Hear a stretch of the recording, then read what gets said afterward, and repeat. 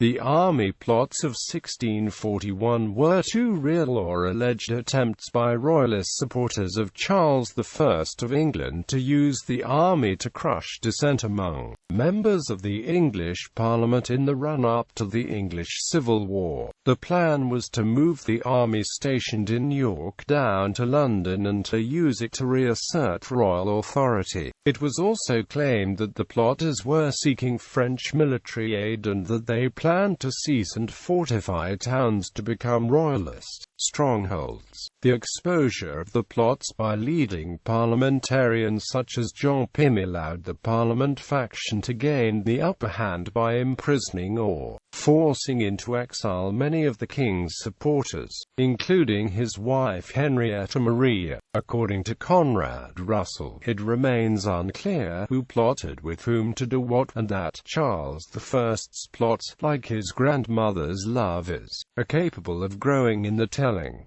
Nevertheless, there were clearly real attempts to negotiate the movement of troops to London. First Army Plot. The so-called First Army Plot unfolded between March and May of 1641.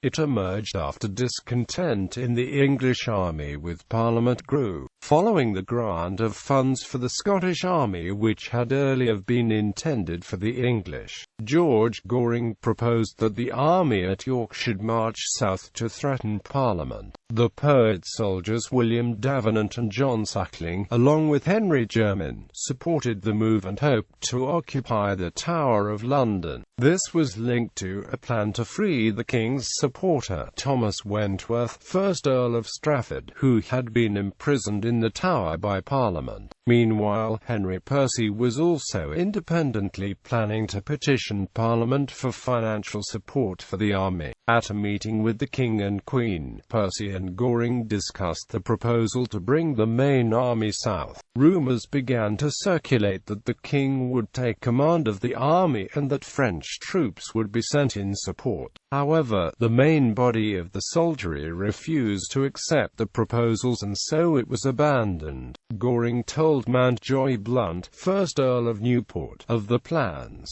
Blount passed on the information indirectly to leading parliamentarian John Pym in April. Davenant and Suckling, however, still planned to seize the Tower. Soldiers loyal to the king were placed in position, but the situation soon became known to Parliament, and a standoff developed. Soldiers loyal to Parliament quickly took control of the Tower. In the ensuing investigation, much was made of claims that the King and Queen were plotting to obtain French military support. It was claimed that the Queen had diverted her personal funds to the port of Portsmouth, of which Goring was in command, in order to turn it into a royalist fortress.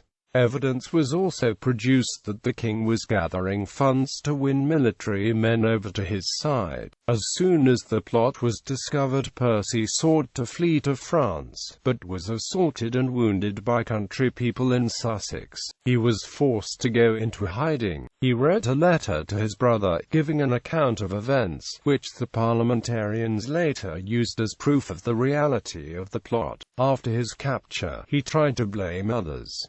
Royalists condemned him for betraying the king. Goring too distanced himself from the plans of Davenant and Suckling. His submission to Parliament allowed him to retain control of Portsmouth. Davenant, Jermyn and Suckling all fled to France, where Suckling died shortly afterwards, probably by suicide. The failure of the plot contributed to the condemnation and execution of Strafford as a traitor, and alienated many moderate royalists from the king.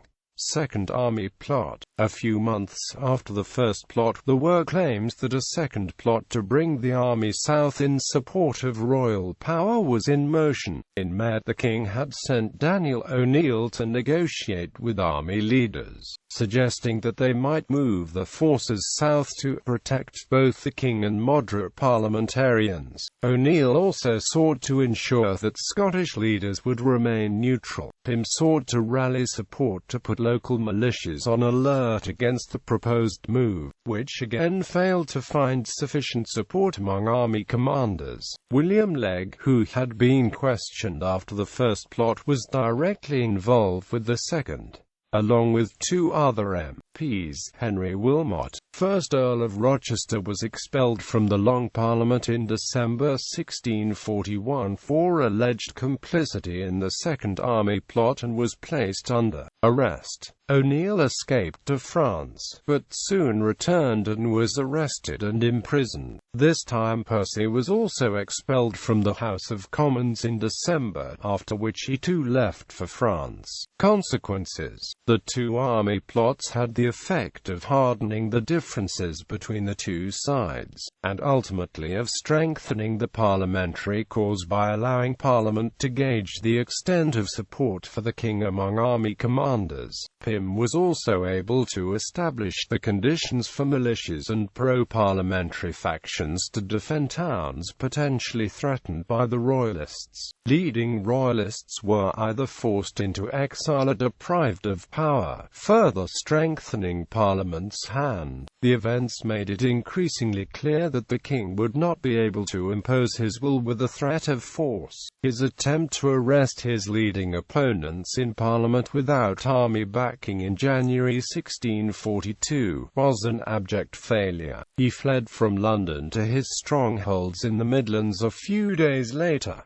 The Queen left the country. When Charles made clear his intention to fight, Goring, still in control of Portsmouth, immediately declared in favour of the king. Jermyn and Davenant both returned to England to join the king. O'Neill escaped from prison in 1642 dressed as a woman, and also joined the Royalists. Percy and Wilmot joined the Royalists, but eventually fell out of Charles's favour for advocating negotiations with Parliament.